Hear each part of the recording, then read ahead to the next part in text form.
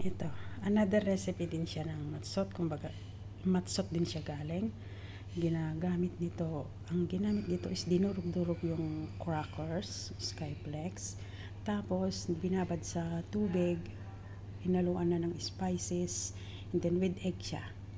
Ayan, nandito, ito siya. Tingnan natin. Para siyang yung okoy. Para siyang okoy, yan siya. Tapos, matamis po yan, may asukal siya. Yan yung ginagawa namin dessert. Dessert for Passover. Pag kinakain niya, nilalagyan siya ng ito.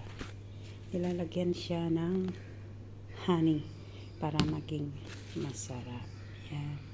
Yan po, andyan po yung kape ko kasi kakain ako mamaya with coffee at saka ito. Then, lalagyan ko siya ng honey. Yan. Another recipe po ito ng matzot.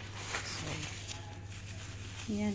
Lahat po may mga marami pa silang mga ginagawa. Pero ang gamit ay matzot. Kumbaga ang skyflex. Yan po. Sarap siya. Matamis. Matamis siya. Kumbaga dessert kasi siya. So, yan ang aming origin ng matzot. Isang recipe din po to. Thank you so much.